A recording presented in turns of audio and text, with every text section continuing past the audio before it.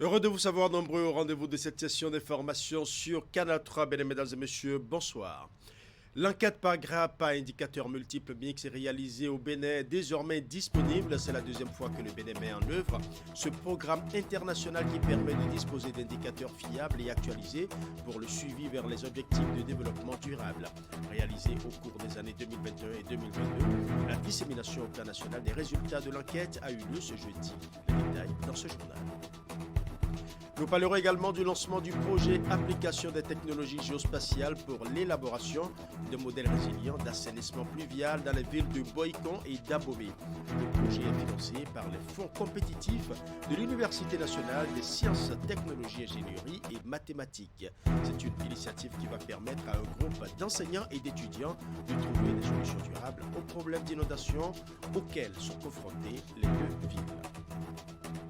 Et puisque nous parlons des villes, quelle approche pour des villes durables au Bénin? C'est la question qui était au cœur du Café des sciences devenue journée de partage des résultats de la recherche scientifique à l'Université de Parakou.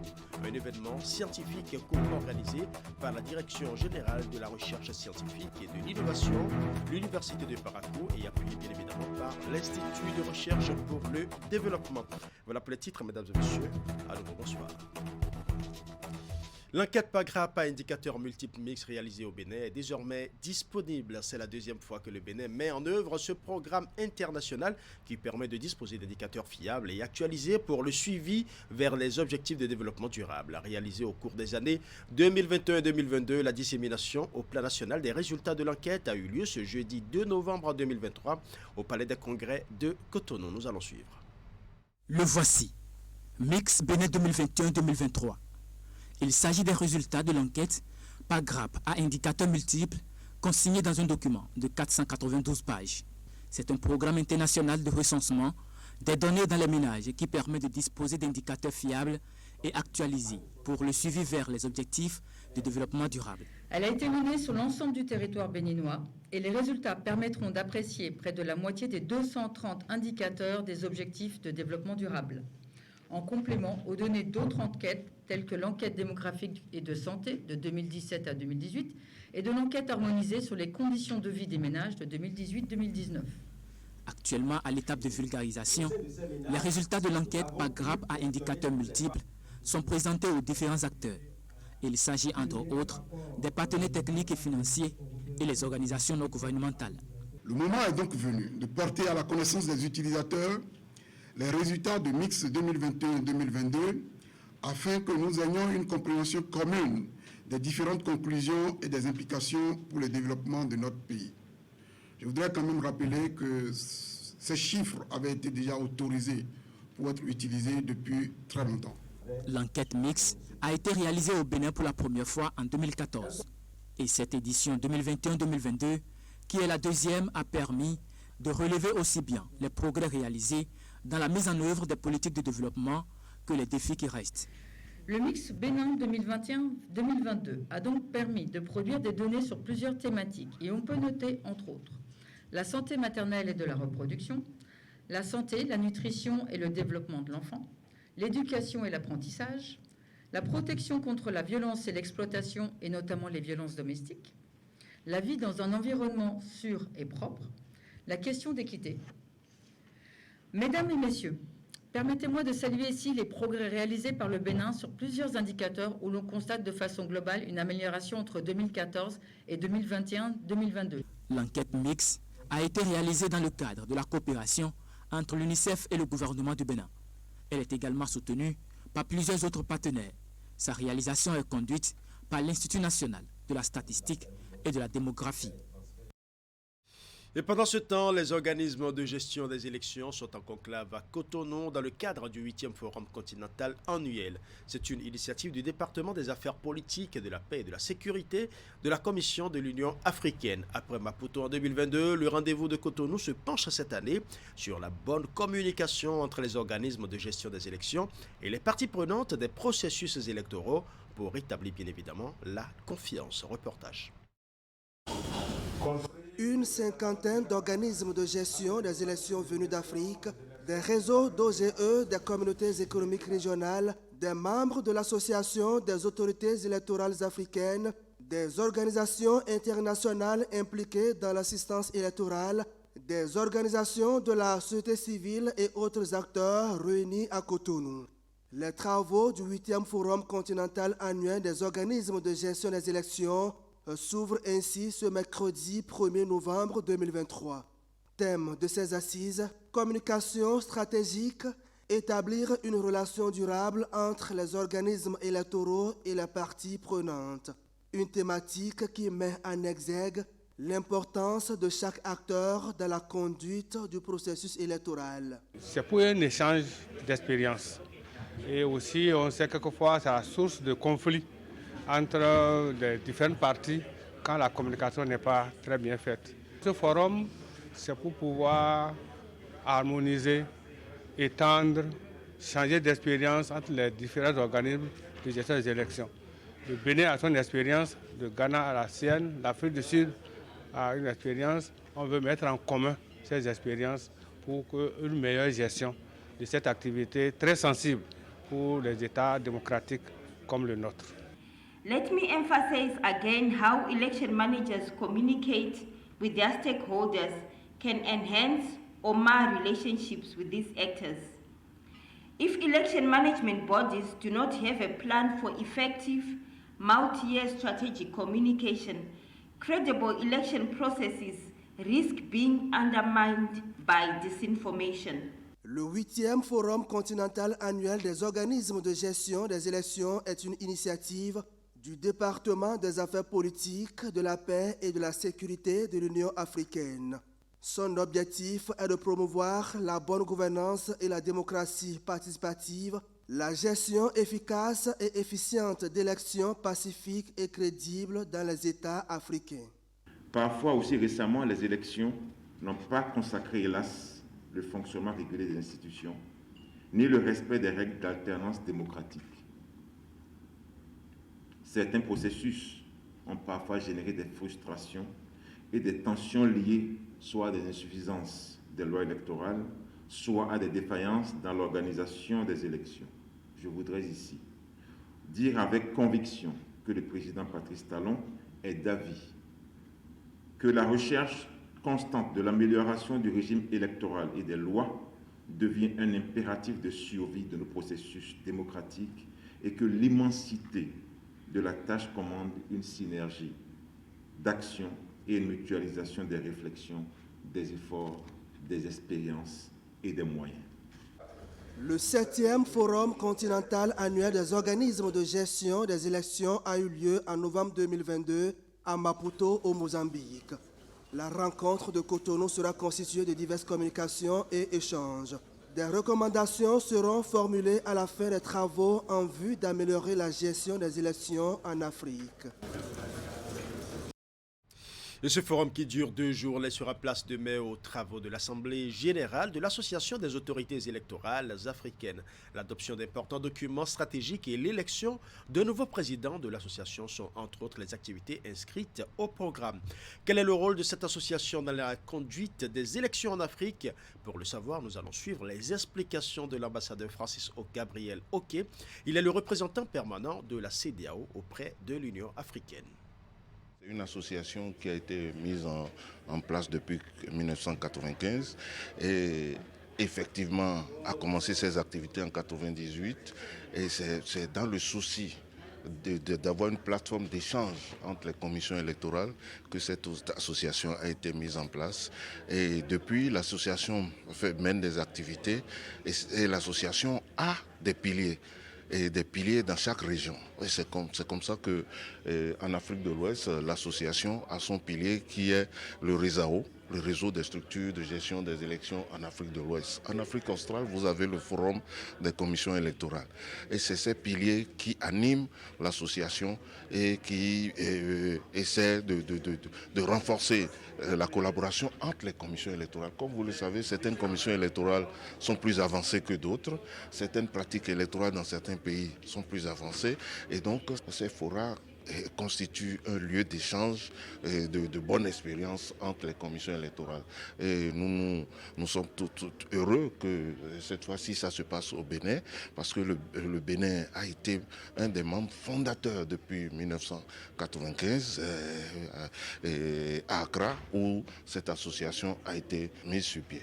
Donc c'est un honneur pour nous d'organiser cette rencontre internationale. Vous avez, la commission électorale a pu mobiliser une 50aine de commissions électorales présentes au Bénin.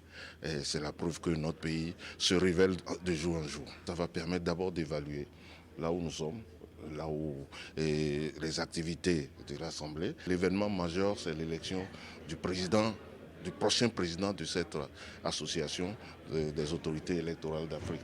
Et nous allons faire le bilan, aussi bien financier que le bilan d'activité, et projeter dans les 2 ans à venir ce que l'association aura comme activité. Vous savez qu'il y a beaucoup de défis sur notre continent actuellement. Malgré les avancées démocratiques que nous avons de part et d'autre, il y a d'autres pays qui traînent le pas, et les commissions électorales vont réfléchir surtout pour voir comment gagner plus la confiance des citoyens, des partis politiques, de la société civile, afin de les conforter dans les résultats des élections. C'est un forum d'autocritique entre les commissions électorales. Nous avons fait des assemblées générales de commissions électorales où des présidents se sont interpellés sur des questions. Pourquoi vous aviez fait ça? Et lors de tel, ils étaient obligés de se justifier. Et c'est de ça qu'il s'agit. Hier, c'était le 1er novembre, la communauté chrétienne a célébré la Toussaint, une journée qui draine habituellement du monde dans les cimetières. La mairie de Cotonou en profite justement pour aller constater le niveau d'entretien des cimetières, occasion pour la délégation municipale de se recueillir aussi sur certaines tombes. Des images qui n'ont pas échappé à nos caméras. Suivons. La municipalité de Cotonou a voulu marquer d'un cachet spécial ce 1er novembre. Après un dépôt symbolique de gerbes ici au cimetière PK14, route de Ouida, la délégation municipale conduite par les 2e et 3e adjoints au maire s'est recueillie devant les tombes de quelques défunts. Nous sommes venus aujourd'hui, 1er novembre, honorer nos défunts simplement, et surtout nous assurer que nos cimetières sont désormais bien entretenus.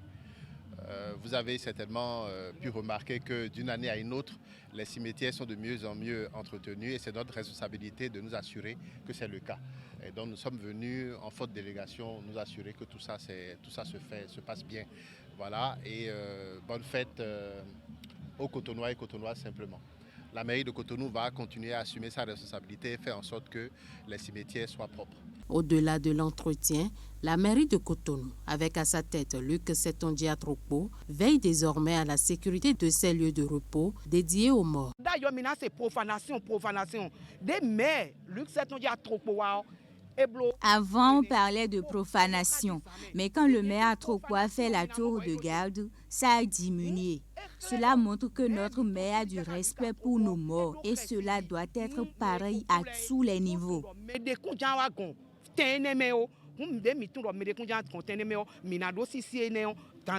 Avant le cimetière PK14, la délégation municipale s'est également rendue au cimetière Sommet de Calavi ainsi qu'à celui d'Akpakpa.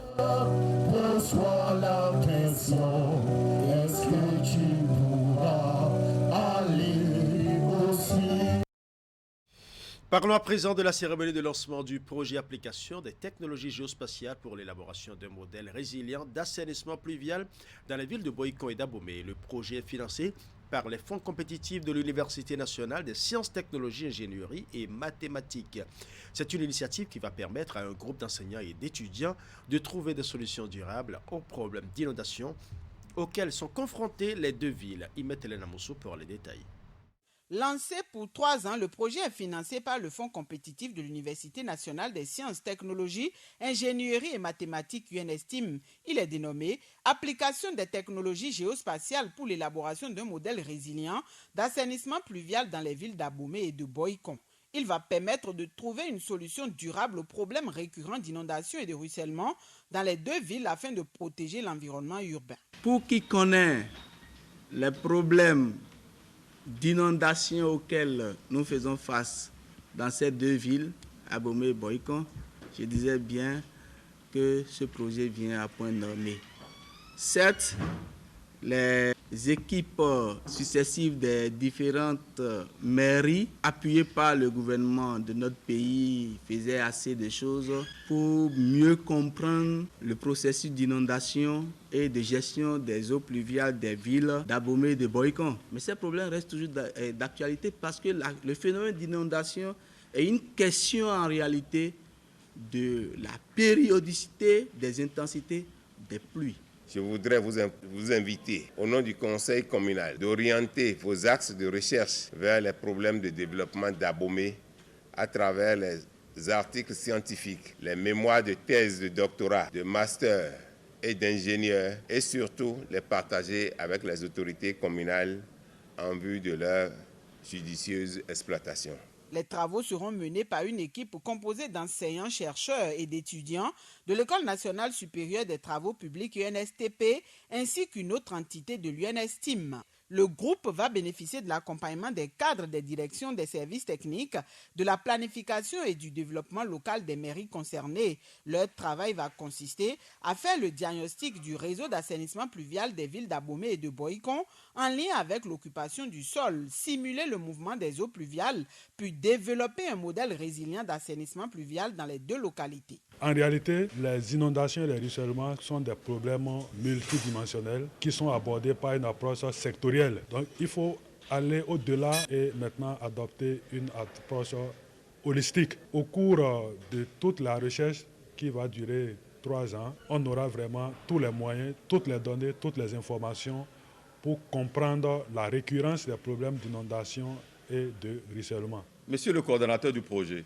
Madame et Messieurs les membres de l'équipe du projet, je vous invite à exécuter le projet conformément aux clauses contractuelles que vous avez eu à signer. Dans le cadre de ce projet, une thèse doctorat, 2 masters et 5 licences seront réalisées. Les résultats des différents travaux scientifiques permettront d'éclairer les prises de décision en matière d'assainissement pluvial dans les 2 villes impliquées. Quelle approche pour des villes durables au Bénin? La question était au cœur du Café des Sciences, devenu journée du partage des résultats de la recherche scientifique ce mardi 31 octobre à l'Université de Parakou. Un événement scientifique co-organisé par le ministère de l'Enseignement supérieur et de la Recherche scientifique à travers la Direction générale de la Recherche scientifique et de l'Innovation. L'Université de Parakou est bien évidemment appuyée par l'Institut de recherche pour le développement. La rencontre a réuni chercheurs et décideurs politiques. Jacques Degbe pour le compte-rendu. Devenir acteur du changement, agir pour une ville durable, c'est le thème autour duquel se sont déroulés les échanges. L'activité s'inscrit dans le cadre de l'animation scientifique trimestrielle de l'Université de Parakou, mais cette fois avec la participation de la Direction générale pour la recherche scientifique et l'innovation et l'appui de l'Institut de recherche pour le développement. Une thématique très importante, les villes durables, parce que comme vous le savez, pour l'État béninois, le problème démographique c'est un problème très sérieux qui, entre autres, fait partie donc des problématiques des villes durables et autres questions, n'est-ce pas, qui donc vont avec. Et ce matin, donc, nous sommes là, en collaboration donc avec l'IRD, pour débattre un peu donc de ces problèmes. Cet événement revêt une importance capitale pour faire connaître ce que nous faisons en tant que chercheurs et mettre la science autour de la table pour des enjeux de développement durable et dire que les chercheurs ont une contribution à y avoir. Les chercheurs sont aussi des acteurs du changement. À travers plusieurs communications, universités et décideurs politiques ont exposé des pistes pour le développement durable des villes grâce à la recherche scientifique. La décentralisation permet aux autorités locales de prendre des décisions adaptées aux besoins spécifiques de leur communauté. Et cela favorise une meilleure compréhension des enjeux locaux et une plus grande réactivité face aux problèmes environnementaux. Poussée démographique, réchauffement climatique, inondations, habitat et autres, les défis à relever sont immenses pour adapter les villes aux réalités contemporaines. Cependant, il ne suffira pas d'un seul rendez-vous de partage scientifique pour espérer que les choses changent d'un coup de baguette magique. Ce n'est pas à travers une simple rencontre qu'on règle les problèmes, tous les problèmes. On évoque du moins les problèmes et puis ensemble, on jette les pistes. Et au nom des pistes, je crois que nous sommes en train d'envisager lancer, c'est l'élaboration d'un projet de recherche sur les villes durables. Il y a une idée qui a germé et qui donc pour qu'à la suite de cette activité, qu'il y ait un projet, n'est-ce pas, de recherche dans ce sens-là, pour d'une manière ou d'une autre faire en sorte que, c'est-à-dire que la recherche anticipe, n'est-ce pas, sur la survenue de ces problèmes-là et cherche des solutions pour donc essayer donc de contrôler ça. Les échanges auront duré toute la journée avec à l'arrivée des résolutions prises, des conclusions qui, si elles sont appliquées, devraient contribuer au développement durable des villes béninoises. Célébration du culte de l'excellence dans la Donga, la direction départementale en charge de la culture et du tourisme initie une sortie découverte à caractère touristique aux meilleurs écoliers à l'examen du certificat d'études primaires CEP 2023. Pendant 72 heures, les écoliers ont découvert différents sites touristiques et historiques de l'Atakora. Nous allons suivre. Voici les meilleurs écoliers au certificat d'études primaires CEP 2023 dans la Donga. Pour saluer leur mérite et encourager leur ardeur au travail, la direction départementale du tourisme et des arts Donga a initié à leur intention une sortie découverte à caractère touristique. Nous organisons cette sortie, cette activité en visant 3 objectifs essentiels. D'abord, faire la promotion de la scolarisation dans nos communautés. Vous n'êtes pas sans savoir que l'école n'a pas encore pris véritablement chez nous. Ça, il faut continuer par sensibiliser. À ce niveau, il y a le deuxième objectif qui vise l'activité, c'est-à-dire la promotion de l'excellence, pour ne pas dire la reconnaissance du mérite. Donc, et en troisième position, c'est-à-dire le troisième objectif, c'est-à-dire à travers cette sortie, nous faisons la promotion du tourisme à la base. Vous n'êtes pas sans savoir que il y a certains édifices, il y a certaines choses que nous apprenons, on apprend à nos enfants à l'école, nous-mêmes, on a appris ça quand on était au primaire, on nous parle de certaines choses, mais ces enfants auront l'occasion de toucher du doigt à ces réalités. En plus de cette sortie touristique, chaque écolier a reçu un dictionnaire. C'est un sentiment de joie et de satisfaction vraiment qui m'anime ce matin.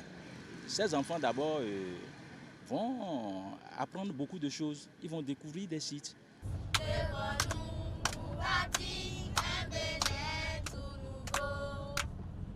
Après l'étape de Djougou dans la Donga, cap sur Natitengu dans la Takora. Ici, les écoliers vont d'abord contempler la stèle du héros national Kaba avant d'effectuer une descente sur le musée régional de Natitengu pour admirer les objets d'art exposés.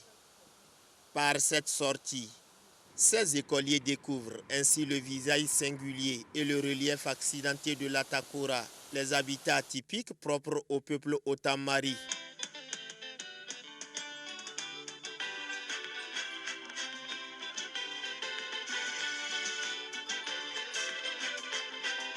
Aujourd'hui, on a visité un baobab creux et des tatas somba.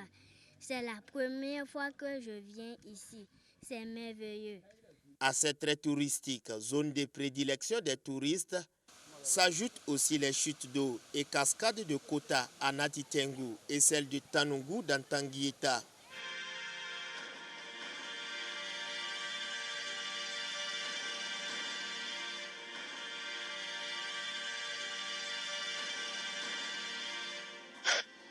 C'est pour ma première fois que je viens dans la Takora et nous avons visité la cascade de Tanungu.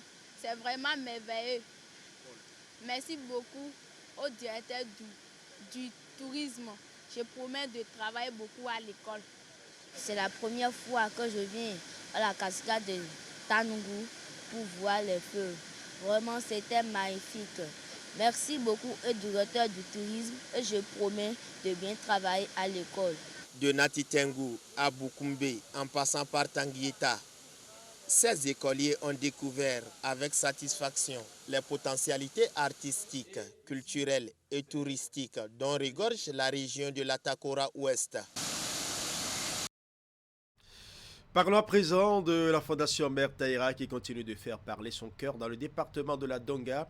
Elle a procédé samedi dernier à la Maison des Jeunes de Djougou à la distribution de bourses et kits scolaires aux filles méritantes issues de familles vulnérables de la Donga. Une cérémonie rehaussée par la présence effective de Taïratou Salifou Assouman, présidente de la Fondation. Vous devez travailler bien en classe.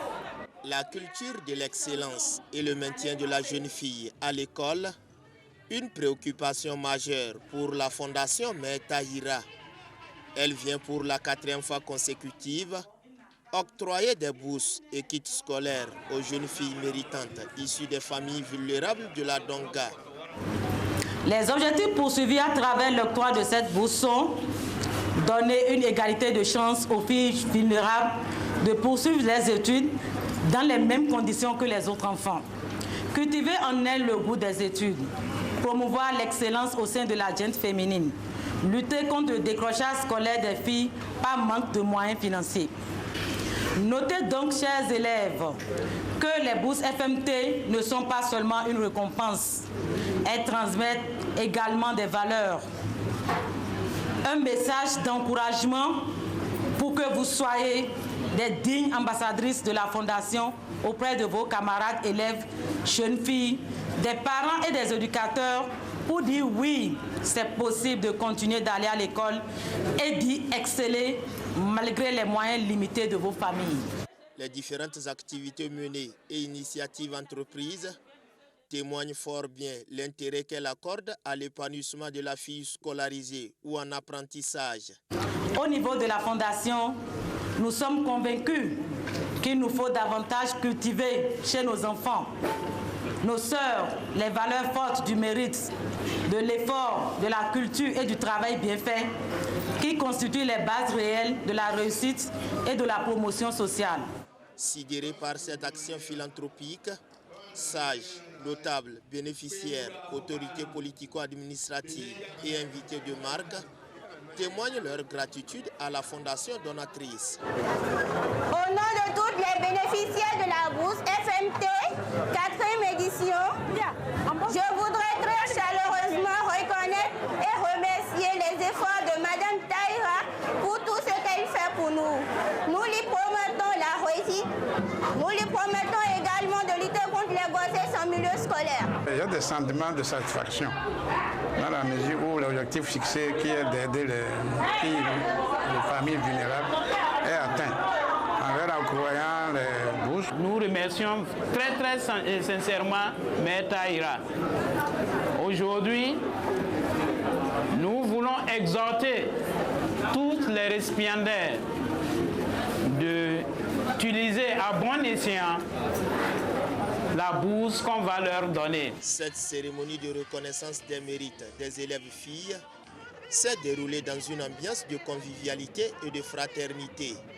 Pour rappel, cette fondation s'est assignée des objectifs qui concourent à la scolarisation, à l'épanouissement, à la promotion et à la protection de la jeune fille en milieu défavorisé. Parlons santé à présent, accompagné de quelques membres de sa structure, la directrice générale du Centre national de transfusion sanguine du Cameroun est au Bénin pour s'imprégner du modèle béninois en matière de transfusion sanguine afin de l'implémenter en retour dans son pays. Elle était au siège de l'Agence nationale de transfusion sanguine pour constater la politique mise en place pour mieux organiser le système de transfusion sanguine au Bénin. Les détails dans ce reportage. Le système de transfusion sanguine du Bénin fait école auprès du Cameroun. S'inspirer du modèle béninois afin de l'implémenter au Cameroun pour mieux réorganiser le Centre national de transfusion sanguine du pays. Ainsi se résume cette visite de la délégation camerounaise ici à l'Agence nationale de transfusion sanguine du Bénin. C'était important pour nous de visiter un pays du Sud qui est en train de réussir. pour s'inspirer de leurs expériences et partager les nôtres, partager les défis et voir comment améliorer la nôtre.